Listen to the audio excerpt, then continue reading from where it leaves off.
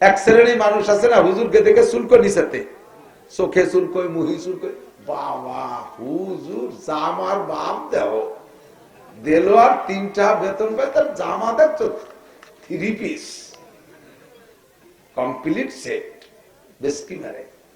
একটু ভালো মোটরসাইকেল চালায়, পরের টাহাতে মোটরসাইকেলের বাপ, মানে চুল করি তুই কে, তোর কিনা। এরপরে যদি আর একটু ভালো গাড়ি প্রাইভেট চালায়, ওরে বাবা সহ্য হয় না। আল্লাহর নবী তালি দিয়া জামা পড়ছে, হুজুরকে এত জামার ভাব আসে কোথায় পাইছো? নবী খয়বারের যুদ্ধের আগে তালি দিয়া সিরা জামা গায়ে দিছে, খয়বারের যুদ্ধের পরে নবী সিরা জামা গায়ে দেয়নি। খয়বারের যুদ্ধের পরে মুসলমানদের যে বিজয় আসছে, সম্পদের আধিক্য আল্লাহ তাআলা দিয়েছে, হুজুর নিজে হাতে 5টা উট বিক্রি করে নিজে হাতে একটা শেরওয়ানি সেট বানাইছে। হাদিসে আছে যায়কাতুল কুমাইন, জামাটা রাতা খুব চাপা ছিল, ওযু বানানোর সময় গোছাতো না, পুরো শেরওয়ানি খুলে ধুয়ে ওযু বানাইতেন। 5টা উটের দাম সর্বনিম্ন, এই জামানার দামও যা ওই জামানার দামও তাই, 50 লক্ষ টাকা। 50 লক্ষ টাকা দিয়ে নবী পাক নিজে শেরওয়ানি বানাইছে। এই খবর শুনে নাজ্জাশী বাদশা খবর পাইছে, এই বলা কথা কইছ, এই কথা কইছ, কথা কবিতা এই জায়গায় আছিস, ওই জায়গায় আছি তো শুনতে হবে, আমি কি করছি কর, হতে পারবি না, তাই যে বসে শুনিয়ে লাভ কি, শুয়ে থেকে যা। নাজ্জাশী বাদশা খবর পাইছে যে নবী এরকম বেশি দাম দিয়ে জামা বানাইছে, সুযোগ পেয়ে গেছে। উনি 18টা উট বিক্রি করছে, 10 লাখ টাকা করে দাম ধরেন, 1,80,00,000 টাকা দিয়া নবী পাককে শেরওয়ানি সেট বানাই দিয়েছে, হুজুর তা নিজে ব্যবহার করছেন। সিরা জামার সুন্নত হলো হযরত ওমরের। হযরত ওমর একদিন, বলছি মাঝে মাঝে সব অস্তি ইউটিউবে আছে, মসজিদে নববীতে খুতবা দিচ্ছেন, গায়ের জামা এমন ছেঁড়া, মুসল্লি একজন দেখে হুজুরের দিক তাকাইয়ে, চোখ উঠে একবার তাকাইয়ে কান্তি তাকাতেই পারিনি, মনে মনে নিয়ত করছে আগামী শুক্রবারের আগে প্রেসিডেন্ট একটা জামা বানাই দেব। শনিবারের দিন খলিফাতুল মুসলিমিন ওমর রিলিফের কাপড় বিতরণ করছে, সবাই এক পিস কাপড় দিয়েছে। 1 পিস কাপড়, এই সাইজের কাপড়, যার 1 পিস কাপড়ে এই মসজিদের খাটো মুসল্লি যে, তারও একটা জামা হয় না, একটু সাইজের কাপড়, কিন্তু আইছে বাইতুল মালের মাল দিয়ে দিতে হবে, দিয়ে দিচ্ছে। ওনাদের তো স্বভাবেই আসলে যার যারটা তারা দিয়ে দিতে হবে। এই যে আমাদের বাংলাদেশে সৌদি আরবের থেকে দুম্বা আসে, সবাই তো পান ঠিক মতো, ঠিক না? বাড়ি বাড়ি আগে দেন নি তারা, আরে দেয়, মনে নাই আপনারা তো না শোকর খাইও না চোখে দেয়। বাঘা নেতাকে বাড়ি জেন্দা কবর আছে, ফ্রিজ, ডিপ ফ্রিজ। এই সৌদি আরবের দুম্বা ডিপ ফ্রিজ বলে থুয়ে সারা বছর খায়, আর বরকত নাই। হজের দুম্বা খাচ্ছি, আসে দেশের গরিবদের জন্য কোটি কোটি টাকার মালিক, শিল্পপতি, কোটিপতি, রাষ্ট্রপতি, ভগ্নিপতি, সব পতিরা এগুলো মাঝে ধরে খায়। হযরত আলী রাদিয়াল্লাহু তাআলা আনহু বলেন, একই মজলিসের ভিতরে 5 জন সাহাবা আর হুজুর আলাইহিস সালাম 6 জনে বৈশা 3-3টে মিল করতেছে। তো সর্বপ্রথম বললেন হুজুর, নবী আলাইহিস সালাম বললেন, হুব্বি বালাইয়া মিন দুনিয়াকুম সালাস, তোমাদের দুনিয়ার কিছু ভালো লাগে না, মাত্র 3টে জিনিস আমার ভালো লাগে। হুজুর বলেন, মনে থাকবে তো ইনশাআল্লাহ? হুজুর বলেন, আমার 3টে জিনিস ভালো লাগে, দুনিয়ার আর কিচ্ছু ভালো লাগে না। 1 নম্বরে তিব, সুগন্ধি আমার ভালো লাগে, আতর ভালো লাগে। 2 নম্বরে আল মারআত, নারী জাতি আমার ভালো লাগে। নারী জাতি মানে স্ত্রীকে স্ত্রী হিসেবে ভালো লাগে, মাকে মা হিসেবে ভালো লাগে, দাদিকে দাদি হিসেবে ভালো লাগে, মেয়েকে মেয়ে হিসেবে ভালো লাগে। নারীরা অসহায়, দুর্বল, তারা অবুলা, তারা কর্ম পারে না, তারা শক্তিতে দুর্বল, এই জন্য তাদের পক্ষে তাদেরকে আমার ভালো লাগে। 2 নম্বরে কুররাতু আইনি ফিস সালাত, 3 নম্বর হলো হুজুর বলেন, আমার নামাজের মধ্যে চক্ষু শীতল হয়, নামাজে দাঁড়াইলে আমার মনটা ঠান্ডা হয়ে যায়, আমি আল্লাহ পাককে দেখতে পাই, এই জন্য নামাজ আমার ভালো লাগে। এই 3টে জিনিস ছাড়া দুনিয়ার কিচ্ছু ভালো লাগে না। ফাকামা আবু বকর, আবু বকর দাঁড়িয়ে গেলেন, ফাকালা সাদাকতা ইয়া রাসূলুল্লাহ, হুজুর ঠিকই বলেছেন, আপনার মধ্যে এই 3টে গুণ আমরা সবসময় দেখি, আপনার মধ্যে 3টা গুণ আছে। এই দুনিয়ার আমারও 3টে জিনিস ভালো লাগে। 1 নম্বরে আন-নাজরু ইলা ওয়াজহিকা, সর্বক্ষণ আপনার নূরানী চেহারার দিকে তাকায় থাকতে ভালো লাগে। আপনার চেহারার দিকে তাকাইলে আমার ক্ষুধা থাকে না, আপনার চেহারার দিকে তাকাইলে পিপাসা থাকে না, আমার টেনশন থাকে না, দুশ্চিন্তা থাকে না, অভাবের কথা মনে থাকে না, কোনো ভয় থাকে না, কোনো কিছু থাকে না। আপনি বসে থাকবেন আর আমিও বসে থাকবো, বছরের পর বসে থাকবো, আমার সেহরি ইফতারি লাগে না, আমি নাকে অবিরাম আপনার চেহারার দিকে তাকাইয়া আমার আধ্যাত্মিক শারীরিক সব শক্তি সংগ্রহ করতে পারি। দুই নম্বরে আপনি হুকুম দেবেন আমার জীবনে যত ইনকাম করেছি সব ইনকাম সমস্ত টাকা আল্লাহর রাস্তায় খরচ করে দেব, আমার ঘর বাড়ি সব দিয়ে দেব। তবুকের যুদ্ধে হযরত আবু বকর এটা প্রমাণ করে দেখাইছে। উলামায়ে কেরামের কাছ থেকে আপনাদের শোনা আছে, তবুকের যুদ্ধের জন্য হুজুর কালেকশন করেন, এক একজন এক এক রকম দেশে।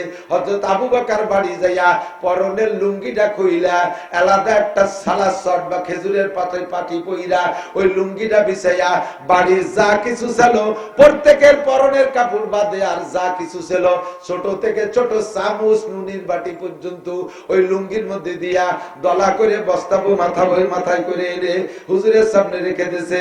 হুজুর খুলে দেখে সংসারে কোনো তান্তি বাকি নাই। আবু বকর এদি সবই নিয়ে আসো, বাড়ি কি রেখে আসো?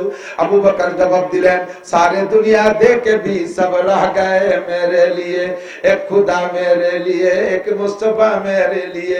সব কিছু দেওয়ার পরেও আমার সবই রয়ে গেছে, এক আল্লাহ আমার আর এক মুস্তফা আমার, তো আমার সবই রয়ে গেছে, আমার সব আছে, সব দিতে আমার ভালো লাগে। 3 নম্বরে আইয়াকুনা বিনতি ফি বাইতিক, আপনার ঘরে স্ত্রী নাই। ওই সময় আজকের মজলিসে যে আলোচনা হচ্ছে, এর আগে খাদিজাতুল কুবরা ইন্তেকাল করেছেন। হুজুর বলতেছেন যে আমার নারী জাতি ভালো লাগে, তার মানে স্ত্রীও ভালো লাগে, কিন্তু ঘরে একটা স্ত্রীও নাই। হযরত আবু বকর বলতেছেন, আইয়াকুনা বিনতি ফি বাইতিক, আমার মনে চায় আমার একটা মেয়েকে যদি আপনার স্ত্রী বানাই দিতে পারতাম, আপনার ওই স্ত্রীর চাহিদাটা পূরণ করে দিতে পারতাম। এই 3টে জিনিস আমার ভালো লাগে। দিনের বেলা গল্প শেষ, রাতের বেলা নবী পাক স্বপ্নে দেখতেছেন, ফাজা জিবরাইল, জিবরাইল আসছে, একটা রেশমি কাপড়ের ভিতরে সিদ্দিকা আয়েশার ছবি এঁকে নিয়ে আসছে, আয়েশার ছবি এঁকে নিয়ে আসছে। আয়েশা হুজুরকে স্বপ্নে দেখাচ্ছেন, আতারিবু মান হাযি ইয়া রাসূলুল্লাহ, হুজুর এই মেয়েটিকে চেনেন? হুজুর বলেন, কালা নাম সাতাকুনু বিনত আবি বকর আয়েশা, আবু বকরের মেয়ে আয়েশার মতো মনে হয়। ফাকালা সাদাকতা, জি হুজুর ঠিকই বলেছেন। আর কথা বাড়াই নাই, পরপর 3 রাত দেখানোর পরে তৃতীয় রাত্রে প্রস্তাব দিয়েছেন, আতুহিব্বুহা ইয়া রাসূলুল্লাহ, হুজুর মেয়েটার কি আপনার পছন্দ হয়? হুজুর বলে, মেয়েটিকেও পছন্দ করি, তার বাপরে পছন্দ করি, তার বাপ আমার বাল্য বন্ধু, এখনো পর্যন্ত বন্ধু, ওই পরিবারের সবাইরে আমার ভালো লাগে, মেয়েটিকে পছন্দ করি। তবে এতটুকু ছোট মেয়ের পছন্দের প্রস্তাব জিবরাইল তুমি কেন দিলে? জিবরাইল স্বপ্নে বললেন, 3 দিন আগে আপনার আবু বকর বলেছিল তার একটা মেয়েকে আপনার স্ত্রী বানাই দিতে পারলে সে খুশি হয়, আর সে আজিবের মালিক কবুল করে নেছে। উপরের থেকে প্রস্তাব আসছে আপনার আবু বকরকে সন্তুষ্ট করণার্থে দিনের বেলায় আয়েশাকে বিয়ে করে নেবেন। নবী পাক বলেন, জিবরাইল ওয়াহিয়া সুগরা, আয়েশা তো এখনো ছোট, মাত্র 6 বছর বয়স, আমার বয়স 50-এর ঊর্ধ্বে, এত ছোট মেয়ে নিয়ে আমি কিভাবে সংসার করব? জিবরাইল কয়, হুজুর এই টেনশন আপনার করা লাগবে না, আর সে আজিবের মালিকের ক্ষমতার অভাব নাই। ওয়াইজা রাদা শাইআন ইয়াকুল লাহু কুন ফায়াকুন, সে যা ইচ্ছা করে তা করে ফেলেন। 9 বছরে আয়েশাকে আল্লাহ পাক 16 বছরে যুবতী বানাই দিতে পারে কি পারে না?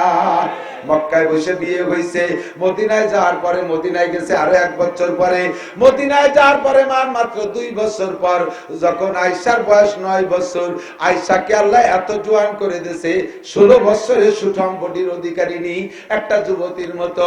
বেলা 11টার দিকে আয়েশার মা আয়েশাকে নিয়ে নবী পাকের ঘরে পৌঁছাই দিয়ে আসে। 3 নম্বরে আবু বকর বললেন, আর সঙ্গে সঙ্গে দোয়া কবুল হয়ে গেল। ফাকামা উমর, এবার ওমর দাঁড়িয়ে গেলেন। ফাকালা সাদাকতা ইয়া আবু বকরিন, ভাই আবু বকর ঠিকই বলেছেন, আপনার মধ্যে 3টে গুণ আমরা জীবন ভরে দেখেছি, আপনি মিথ্যে কথা বলেন নাই। এবার আমারও 3টে জিনিস ভালো লাগে। ওমর 3 মিনিট হচ্ছে, হযরত ওমর কয়, ওয়া হুব্বিবা ইলাইয়া মিনাদ দুনিয়া সালাস, এই দুনিয়া আমারও 3টে জিনিস ভালো লাগে। 1 নম্বরে আল আমরু বিল মারুফ, সৎ কাজের আদেশ দিতে ভালো লাগে, সৎ কাজের আদেশে চুল পরিমাণ ছাড় আমি দিতে পারবো না, আমার সৎ কাজের আদেশ দিতে ভালো লাগে। ওয়া নাহি আনিল মুনকার, 2 নম্বরে অসৎ কাজের বাধা দিতে আমার ভালো লাগে। কার গুণ? এ যুবক, আমরা উলামায়ে কিরাম মাঠে ময়দানে বয়ান করি, সৎ কাজের আদেশ দেই, অসৎ কাজের নিষেধ করি।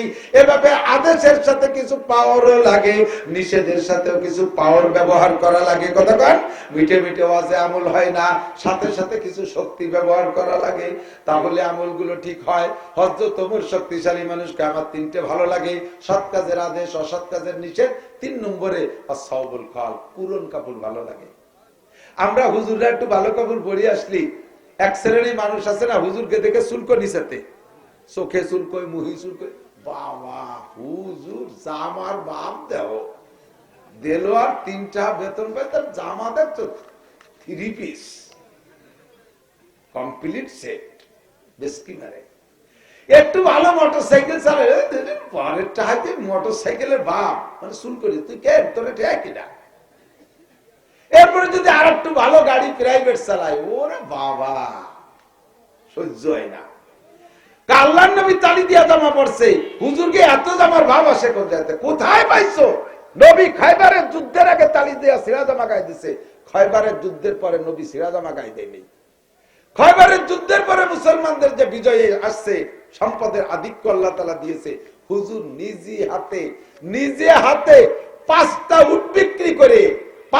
উট বিক্রি করে নিজে হাতে একটা শেরওয়ানি সেট বানাইছে। হাদিসে আছে যায়কাতুল কুম্মাইন, জামাটার হাতা খুব চাপা ছিল, ওযু বানানোর সময় গোছাতো না, পুরো শেরওয়ানি খুলে থুয়ে ওযু বানাইতেন। 5টা উটের দাম সর্বনিম্ন, এই জামানার দামও যা ওই জামানার দামও তাই, 50 লক্ষ টাকা। 50 লক্ষ টাকা দিয়ে নবী পাক নিজে শেরওয়ানি বানাইছে। এই খবর শুনে নাজ্জাশী বাদশা খবর পাইছে, এই বলা কথা কইছ, এই কথা কইছ, কথা কবিতা এই জায়গায় আছিস, ওই জায়গায় আছি তো শুনতে হবে, আমি কি করছি কম হতে পারবি না, তাই যে বসে শুনিয়ে আপনি শুয়ে থেকে যা। নাজ্জাশী বাদশা খবর পাইছে যে নবী এরকম বেশি দাম দিয়ে জামা বানাইছে, সুযোগ পেয়ে গেছে। উনি 18টা উট বিক্রি করছে, 10 লাখ টাকা করে দাম ধরেন, 1,80,00,000 টাকা দিয়া নবী পাককে শেরওয়ানি সেট বানাই দিয়েছে, হুজুর তা নিজে ব্যবহার করছেন। সিরা জামার সুন্নত হলো হযরত ওমরের। হযরত ওমর একদিন, বলছি মাঝে মাঝে সব অস্তি ইউটিউবে আছে, মসজিদে নববীতে খুতবা দিচ্ছে, গায়ের জামা এমন ছেঁড়া, মুসল্লি একজন দেখে হুজুরের দিক তাকাইয়ে, চোখ উঠে একবার তাকাইয়ে কান্তি কান্তি তাকাতেই পারিনি। মনে মনে নিয়ত করছে আগামী শুক্রবারের আগে প্রেসিডেন্ট একটা জামা বানাই দেব। শনিবারের দিন খলিফাতুল মুসলিমিন ওমর রিলিফের কাপড় বিতরণ করছে, সবাই এক এক পিস কাপড় দিয়েছে। 1 পিস কাপড়, এই সাইজের কাপড়, যার 1 পিস কাপড়ে এই মসজিদের খাটো মুসল্লি যে, তারও একটা জামা হয় না, একটু সাইজের কাপড়, কিন্তু তাইছে বাইতুল মালের মাল দিয়ে দিতে হবে, দিয়ে দিছে। ওনাদের তো স্বভাবই আসলে যার যারটা তারে দিয়ে দিতে হবে। এই যে আমাদের বাংলাদেশে সৌদি আরবের থেকে দুম্বা আসে, সবাই তো পান ঠিক মতো, ঠিক না? বাড়ি বাড়ি আগে দেন নি তারা, আরে দেয় মনে নাই আপনারা তো না শোকর খাইও না চুকি দেয়। বাঘা বাঘা নেতাকে বাড়ি জিন্দা কবর আছে, ফ্রিজ, ডিপ ফ্রিজ।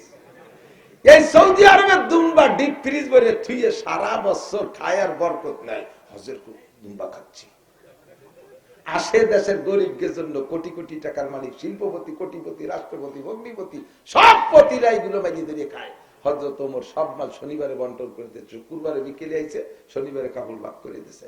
পরে শুক্রবারে ওই মুসল্লি নিয়ত করছে খলিফার একটা জামা বানাই দেবে, তো জামা বানাই দেবে নিয়ত করে, কিন্তু ব্যস্ততার কারণে পারে নাই। পরে শুক্রবারে হযরত ওমর যে শনিবারে যে কাপড় বিতরণ করছে না, ওই কাপড় দিয়ে জামা বানাইয়া হযরত ওমর এসে খুতবা দিচ্ছে, জুমার নামাজ পড়াচ্ছে। ওই লোকটার মিজাজ গরম হয়ে গেছে। তো খুতবার আগে, নামাজের আগে যে খুতবো, আমরা তো আরবিতে খুতবো পড়ি, আমরা আরবি বুঝি না, যার কারণে হুজুররা আগে একটু বাংলায় ওয়াজ করে, আর এই বাংলা ওয়াজ নয়, খুতবো ডাইয়াল ওয়াজ। তো হযরত ওমর ওয়াজ করতেছেন, ওই দিন বিভিন্ন প্রদেশ থেকে গভর্নররা আসছে, সামনে পাদ্দারে বসা। গভর্নরদের উদ্দেশ্য করে বলছে, হ্যাঁ গভর্নররা, লা তাজলিমুনা ওয়া লা তুজলামুন, কোনো পার্সিয়ালিটি করবা না, জনগণের উপরে জুলুম করবা না, যারা তোমারে ভোট দিচ্ছে সেই এলাকার রাস্তাঘাট ভালো বানাবা, আর যে এলাকার মানুষ ভোট দেয় না সে জায়গার রাস্তাকে যে খাল বানাই দিবা। এই উল্টো পাল্টা যদি দেখি, তোমার দলের মানুষের চাকরি বেশি দিবা, আর যারা তোমার সমর্থন করে না চাকরি দিবে না। উল্টো পাল্টা দেখলে কিন্তু গর্দান উড়াই দেবো, চেনো আমি ওমর, ইনসাফ করবা, জুলুম করবা না। এই কথা বললে ওই লোক মাঝখান থেকে দাঁড়ায় গেছে। খলিফাতুল মুসলিমিন চুপ করেন, আপনার মুখে বক্তব্য শোভা পায় না, মজলিসের মধ্যে বাধা দিয়েছে। আরবিতে ওমর চুপ করেন। ওমরের মতো মানুষ যারা দেখলে শয়তান পাত্তি পাত্তি ডুবে, সেই ওমরের সামনে মজলিসের ভিতরে এমন ধমক দিয়ে কথা বলা বিটা মানুষের অভাব আছে। যখন ওই লোকটাই বলছে ওমরের তো কামসারা, নিজাজ গরম হয়ে, কেন আমি চুপ করবো কেন?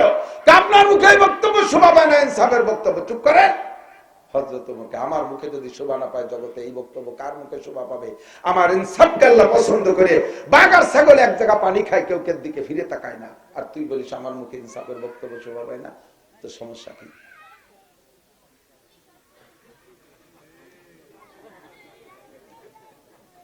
এগুলো আনেন কি জন্য? এগুলো আনেন কি জন্য? ওরা এত রাত ছটা কেন? মা নাই, শোয়া দিয়েছেন। আমার এই দেখলি খুব খুব খারাপ লাগে। শোনারও বয়স নেই, বুঝারও বয়স হয়নি, তা আনবো কি জন্য? এইগুলো নিয়ে মসজিদে যায়, দুই পাশে বড় দুইজন মুসল্লি, মাঝখানে গাঠিছে একটা ডুইতেছে। এই গাঠিছে আনছে পকেটে বিস্কুট, তাই নামাজের মধ্যে কুটকুট করে খায়। ওর দাদারে সাথে বাবার, আব্বা একটা খাও তুমি। দেখছেন না এরকম? পুরো মসজিদ নষ্ট করি ফেলে। নবী পাক নিজেই বলছেন, সাতের আগে মসজিদ নিবা না, বাচ্চাদের সাতের আগে মসজিদ নিবা, সাতলি করা বুদ্ধি আয়, তারপরে নিবা। তো হযরত ওমর রাগে ফুলে গেছে। ওনার ছেলে আব্দুল্লাহ বলতেছে, আব্বা আপনি ওই লোকটারে ধমক দিলেন কেন? ওই লোকটা কিন্তু টের পাইছে। আব্দুল্লাহ, হযরত আব্দুল্লাহ ওমরের ছেলে, হুজুরের 19 জন বডিগার্ড ওই যার একটা আছে। আমি ওঠেন, আপনি যান, আপনি যান, সারা দিয়েছেন।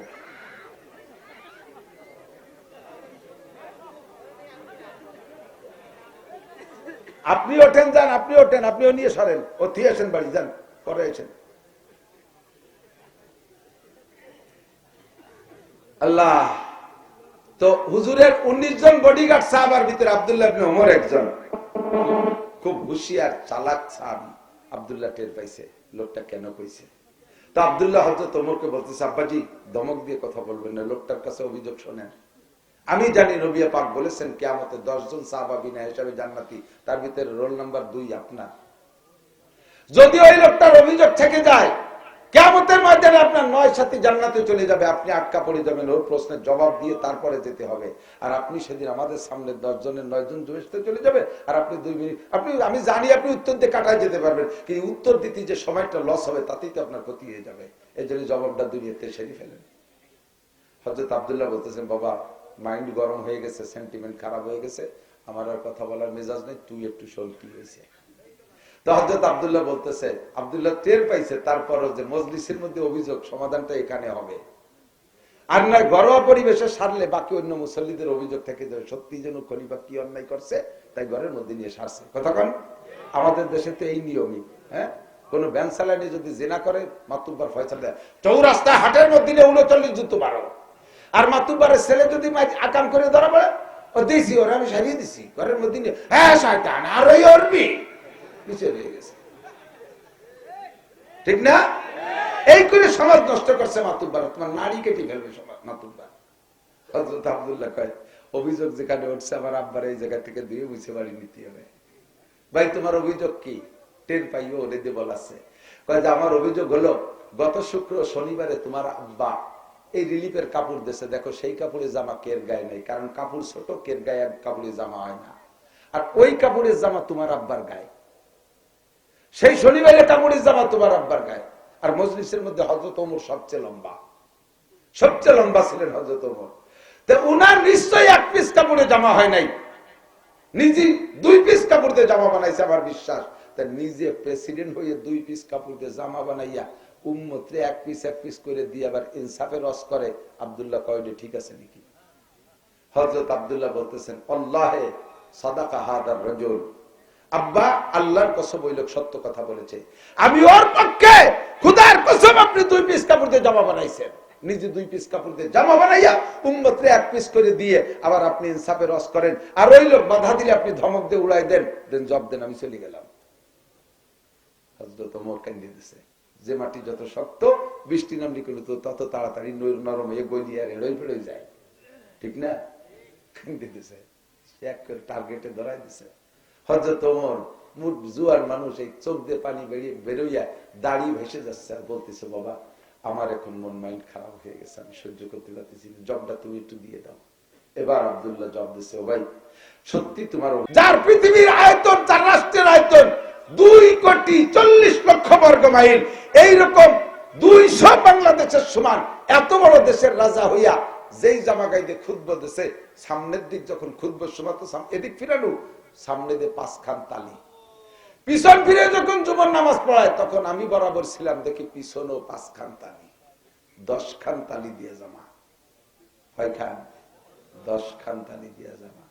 আমি সেই সময় নিয়ত করছি যে আগামী শুক্রবারের আগে প্রেসিডেন্ট একটা জামা বানাই দেবো, কিন্তু ব্যস্ততার কারণে পারিনি। আজকে ওনার গায়ে এই কাপড়ের জামা দেখে নিয়ত নষ্ট হয়ে গেছে। তো হযরত আব্দুল্লাহ বলতেছে, ভাই তোমার তো আব্বা না, তোমার তো প্রেসিডেন্ট, আর আমার হলো আব্বা।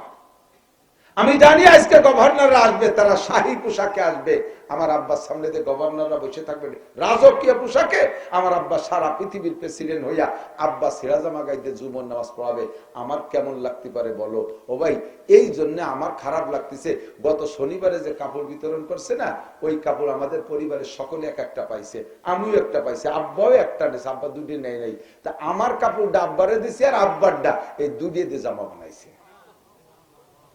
আল্লাহর কসম আমার আব্বা দুটি কাপড় নেই। আল্লাহু আকবার।